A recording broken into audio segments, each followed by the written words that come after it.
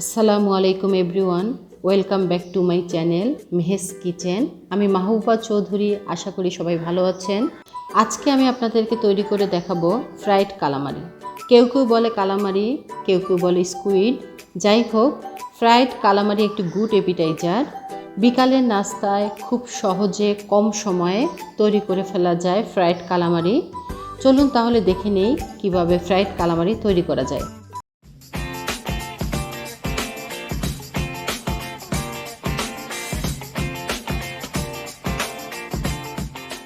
Fresh clean frozen squid নিয়েছি 250 গ্রাম।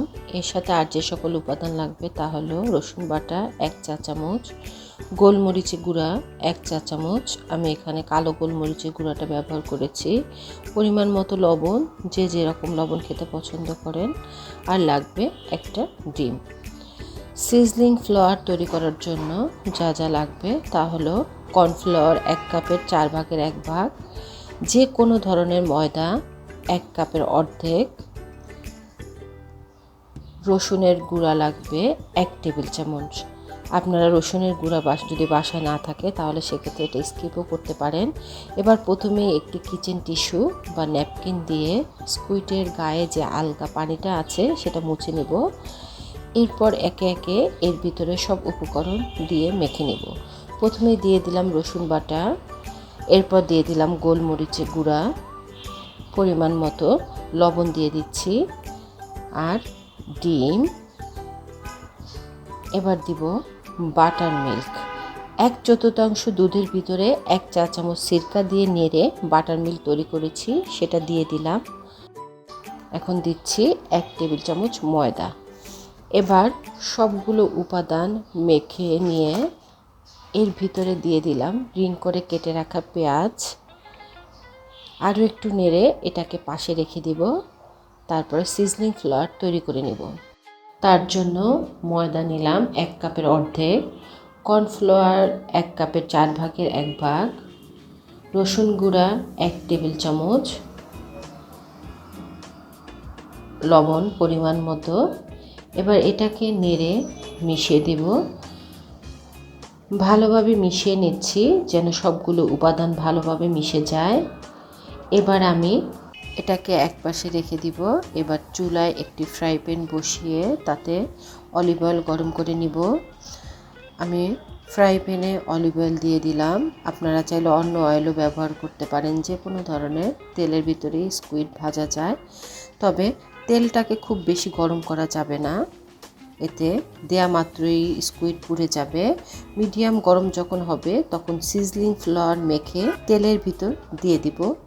আমি এখানে চিমটা ব্যবহার করছি, চিমটা দিয়ে এভাবে মেখে আপনারা তেলের ভিতরে স্কুইডগুলি দিয়ে দিতে পারেন।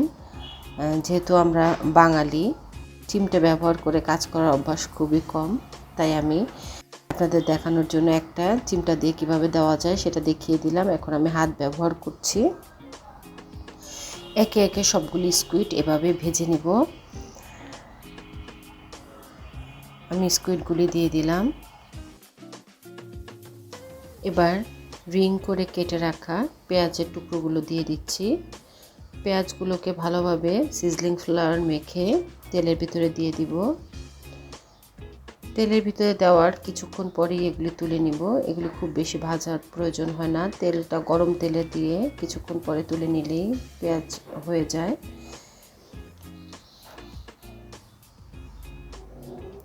সবগুলো রিং করে নেওয়া পেঁয়াজ সবগুলোই আমি দিয়ে দিলাম। এবার এগুলোকে তুলে নিচ্ছি।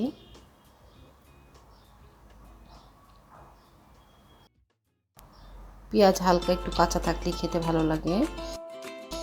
এবার আমি বাকি স্কুইডগুলি দিয়ে দিলাম।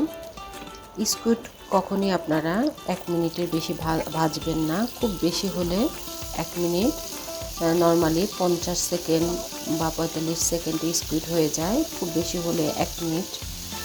এর বেশি ভাজলে স্কুইড রবারের মতো শক্ত হয়ে যায়, খেতে ভালো লাগে না। তো দেখুন আমার স্কুইডগুলি হয়ে গিয়েছে। এবার আমি এগুলোকে তুলে নিচ্ছি। রিং করে ভেজে নেওয়া পেঁয়াজ ভাজাগুলোকে এক সাইডে রাখলাম আর স্কুইডগুলোকে আর একদিকে দিয়ে একটু ডেকোরেশনের জন্য ধনিয়া পাতা ব্যবহার করলাম। যে কোনো সস দিয়ে এই স্কুইডটি খেতে খুবই ভালো লাগে। আমার স্কুইড তৈরি হয়ে গিয়েছে। বিকালের নাস্তায় বা মেহমানদারিতে এটা খুবই সহজে এই রেসিপিটি করে ফেলা যায়। আশা করছি আপনাদের ভালো লেগেছে। ধন্যবাদ সবাইকে।